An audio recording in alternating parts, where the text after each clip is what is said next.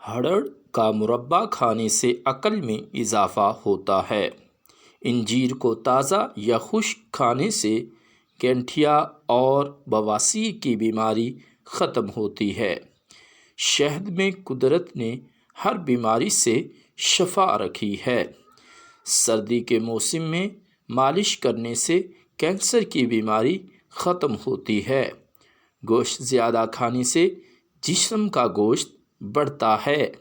دہی کے استعمال سے معدہ طاقتور اور دل مضبوط ہوتا ہے۔ سر پر بار بال کنگھی کرنے سے بلغم خارج ہوتی ہے۔ انڈا کھانے کے فوراً بعد کبھی بھی زندگی میں مچھلی نہیں کھانی چاہیے، وگرنہ صحت کے لیے مضر رہتی ہے۔ دروازے کھلتے اور بند ہوتے ہوئے آوازیں دیں تو ان کے قبضوں پر سرسوں کا تیل لگا دیں، آوازیں دینا بند کر دیں گے۔ چہرے پر پھنسی ہو تو برف کا ٹکڑا کپڑے میں لپیٹ کر پھنسی پر رکھیں۔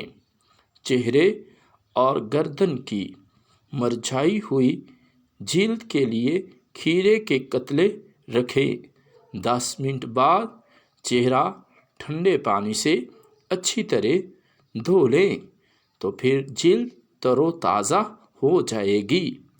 دودھ میں زیتون کا تیل ڈال کر پینے سے چہرے پر بہت نکھار آتا ہے۔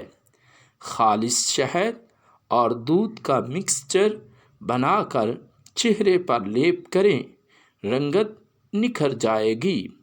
شکر کے شربت میں لیموں کا رس ملا کر روزانہ پینے سے بھی رنگ صاف ہوتا ہے۔ چہرے کے داغ دھبے دور کرنے کے لیے مولی کے بیج پیس کر دہی میں ملا کر لگانے سے داغ دھبے دور ہو جاتے ہیں۔ دہی کے فوائد: صبح ناشتے دہی کھانے سے سارا دن پیاس نہیں لگتی۔ دہی کھانے سے بھوک کی شدت میں بھی بہت حد تک کمی آتی ہے۔ دہی کولیسٹرول اور وزن کم کرتا ہے۔ دہی دودھ سے 20% زیادہ پروٹین فراہم کرتا ہے۔ اپنے بھائی کے سامنے تمہارا مسکرانا تمہارے لیے صدقہ جاریہ بن جاتا ہے۔ مغز اور اخروٹ پیس کر اس میں سرکہ ملا لیں، اب اس کو چہرے پر لیپ کریں۔ 10 منٹ بعد ہلکا سا مساج کر کے اتار لیں، اس سے آپ کے چہرے پر سرخی آ جائے گی۔ ادرک کا قہوہ لیموں اور شہد ملا کر پینے سے بلڈ پریشر میں کمی لا جاتی ہے۔ حیض کی بے قاعدگی اور درد کو ختم کرنے کے لیے 2 چائے کے چمچ تل پیس لیں اور 1 گلاس پانی میں ابال لیں۔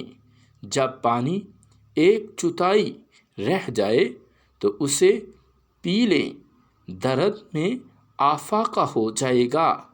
ٹنڈے کے فوائد: حلق کی نالی کو تر رکھتے ہیں، سوزش کے خلاف کام کرتے ہیں، خشک کھانسی میں فائدہ پہنچاتے ہیں، جسم میں پانی کی کمی کو پورا کرتے ہیں اور اسی طرح پسینے سے جلن ہونے والی تکلیف کو دور کرتے ہیں۔